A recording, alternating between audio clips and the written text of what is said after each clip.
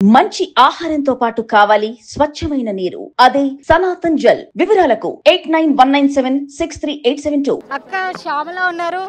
మరి చెప్పండి అమ్మా, ఎట్లా జరిగింది దర్శనం? ఎట్లా అనిపిస్తుంది? నిజంగా బాగుంది, చాలా బాగుంది, చాలా సంతోషంగా ఉంది. ప్రతి ఏడు వచ్చినట్టే ఈ సంవత్సరం కూడా అమ్మవారికి బోనంతో వచ్చాను. చాలా హ్యాపీగా ఉంది. అందరి మీద అమ్మవారి ఆశీస్సులు ఉండాలని మనస్ఫూర్తిగా. రాష్ట్ర ప్రజలకు మీరు ఏం చెప్పదలుచుకున్నారు? ఎందుకంటే చాలా మంది కొంత మాకు సౌకర్యాలు అంతా కంఫర్ట్ లేవంట. అదే ఉండాలి, చెయ్యాలి, ప్రభుత్వాల పని అది కాబట్టి కొంచెం చెయ్యాలి. But something is better than nothing. కొంచెం పర్లేదు, కానీ ఇంకా కూడా ఆశిస్తున్నారు. ఎందుకంటే తెలంగాణ రాష్ట్ర పండుగ అవతరించినాక మనకున్న ఏకైక ఒక ఆయుధం లాంటి అందరూ సెలబ్రేట్ చేసుకునే పండగ ఇది. అమ్మవార్లని పూజించే పండగ, స్త్రీని పూజించే పండగ కాబట్టి ఖచ్చితంగా ఈ పండగకి ఇంకా ఇంకా గుర్తింపు ఉండాలని కోరుకుంటున్నా.